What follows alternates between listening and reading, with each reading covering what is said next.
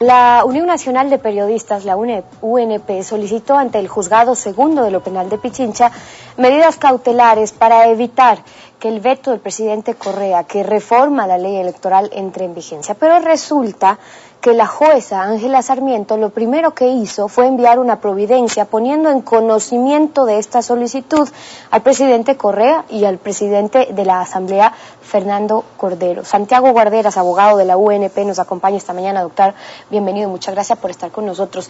Expliquemos desde un principio para que quede claro. Las medidas cautelares se dan para evitar o cesar la amenaza o violación de los derechos que están reconocidos en nuestra Constitución y en los tratados o los instrumentos internacionales sobre derechos humanos. Eso dice la ley. En el veto que envió el presidente, ¿qué amenazas de violación de derechos existen? Estefi, buenos días, muchas gracias por la entrevista. Un saludo a los televidentes.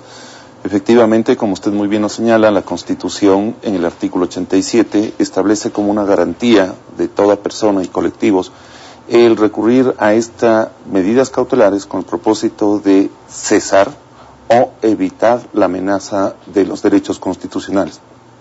En el caso del veto del presidente, se está violando el derecho a la libertad de expresión y opinión, el derecho a la igualdad, el derecho al debido proceso y a la seguridad jurídica. Es decir, un conjunto de derechos que incluso podrían ir al derecho del sufragio, porque justamente lo que van a atentar es contra estas libertades y derechos de las que gozamos todos los ecuatorianos y de las que supuestamente la Constitución es la primera norma que garantiza los derechos y garantías de la sociedad. Son garantías que están en nuestra Constitución. Ahora, el presidente de la Asamblea, Fernando Cordero, decía que no caben las medidas cautelares ahora sobre un acto legislativo que aún no entra en vigencia. Recordemos que algunas de estas reformas entrarían por el Ministerio de la Ley el 4 de febrero.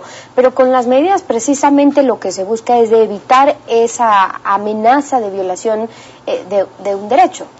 Precisamente dos razones. Primero, la Corte Constitucional, en el fallo que es vinculante de acuerdo con la Constitución, ha establecido de manera determinante que en las acciones inconstitucionalidad no caben medidas cautelares. Por ello es que si la Corte Constitucional no tiene competencia para conocer de las objeciones presidenciales, este es el momento oportuno para que se pueda hacer efectiva las medidas cautelares.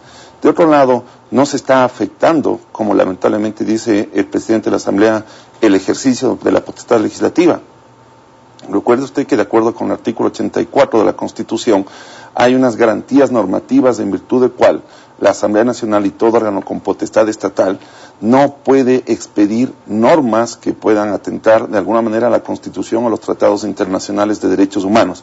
Y por consiguiente, esta sería un mecanismo justamente para impedir que el legislativo haga efectivo normas que vayan a atentar la libertad de pensamiento y de expresión. Hablando de medidas cautelares, recordemos que el propio presidente de la República hizo una solicitud ante la Corte en ese entonces para evitar que las reformas a la Ley Orgánica de la Función Legislativa, es decir, a la Ley de la Asamblea, se publiquen directamente en el registro oficial. Eso sí fue por la Corte resuelto rapidito en no más de 7 días. Pero ¿qué llama la atención aquí, doctor? La jueza Ángela Sarmiento, mediante providencia, dijo que previo a resolver lo que corresponde, se ponga el pedido a conocimiento del presidente de la República y Fernando Cordero. Y escuchemos qué más dijo. Es uno de los principios que se debe observar en todos los trámites. ¿Por qué han pedido ustedes la revocatoria de esa providencia? ¿Por qué no cabía ese procedimiento de la jueza? Mire, Estefi, en las medidas cautelares, su característica es justamente que se despachan sin oír a la parte contraria, lo que se denomina en la doctrina inaudita part. ¿Por qué razón? Porque las medidas cautelares tienen que de algún modo garantizar su cumplimiento. Es como que al deudor de una pensión alimenticia que le van a prohibir de salir del país, le dicen, le damos a darle a usted 48 horas para que nos diga cuál es su pronunciamiento de la prohibición de salida. Él va a salir antes de las 48 horas. Y en el caso de la jueza penal de garantías que está conociendo de las medidas cautelares y que lo trasladamos a la materia penal, es como si al delincuente le van a notificar con 48 horas para indicarle que le van a tomar preso.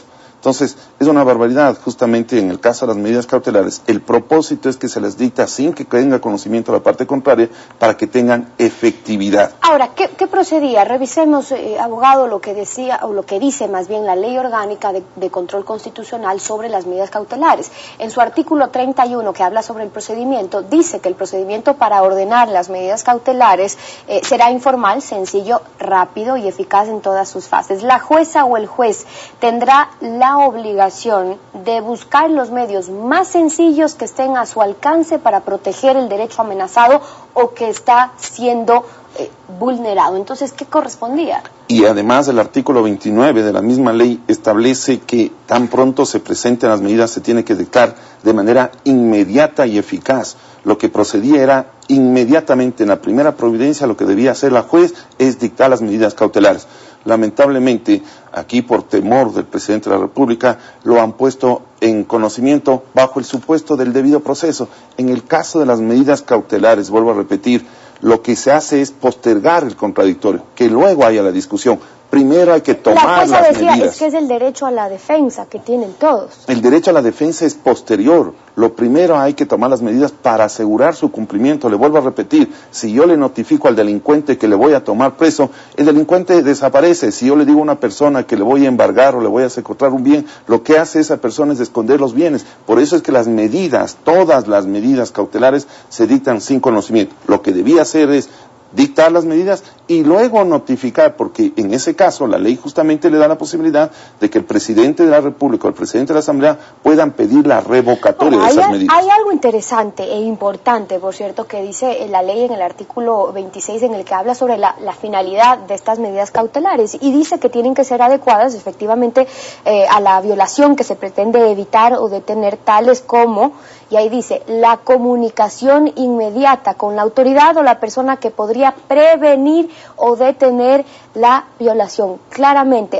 las medidas cautelares deberán ser adecuadas a la violación que se pretende evitar o detener, tales como la comunicación inmediata con la autoridad o con esa persona que puede prevenir o detener la violación. Es decir, la jueza más bien debería haber solicitado al Consejo Nacional Electoral que se abstenga de emitir un reglamento o un instructivo que puede o que va a acoger a la censura previa que sugiere el veto del presidente. No, Steffi, porque todavía este texto alternativo que ha presentado el presidente de la República al artículo 21 de la ley reformatoria del 203 del Código no está en vigencia, no se ha constituido en norma. Pero puede advertirle, ya que puede enviar una comunicación para quien la autoridad que pueda cesar esa amenaza de violación podría advertir en tal caso al Consejo Nacional Electoral que se abstenga. Sí, pero más bien lo que debería hacer es que no entre a ser norma jurídica, porque de esa manera no es texto obligatorio para ninguna de las partes. Pero además, Steffi, esa es una mentira que nos están diciendo respecto del Consejo Nacional Electoral. Recuerde usted que los reglamentos no pueden ir contra la ley. Es decir, no van a hacer cambio. ¿Y cuál es el cambio que van a desarrollar? Pero si la disposición del presidente es claro, dice cualquier reportaje especial o cualquier otra forma de mensaje. Usted perfectamente conoce, y todos los comunicadores, reportaje es el género en el que puede estar un trabajo investigativo. Voy a hacer un reportaje de lo que ocurrió con el buque que encalló en Italia. Puedo hacer entrevistas en ese momento.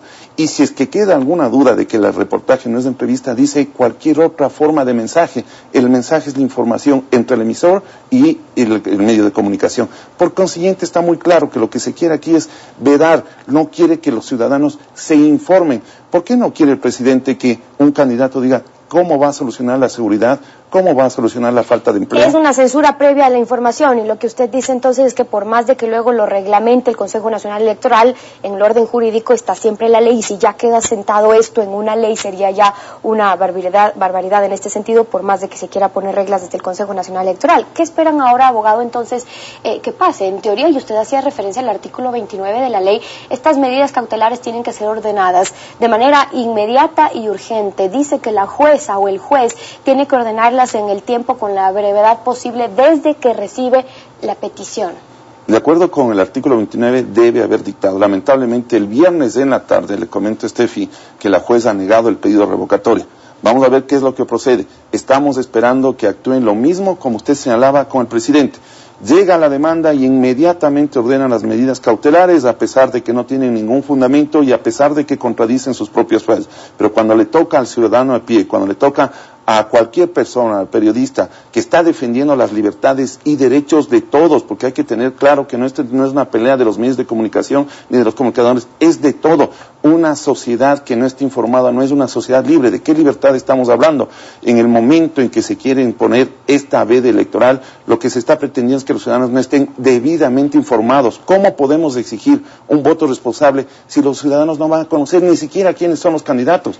Y aquí hay una contradicción. Recuerde el señor presidente Correa que cuando él fue candidato, los medios de comunicación le dieron la apertura para dar a conocer sus tesis. ¿Por qué no quiere actuar de esa manera ahora con todo el resto de la oposición? El doctor Santiago Guarderas acompañándonos esta mañana aquí en Contacto Directo. Muchas gracias por haber estado con nosotros.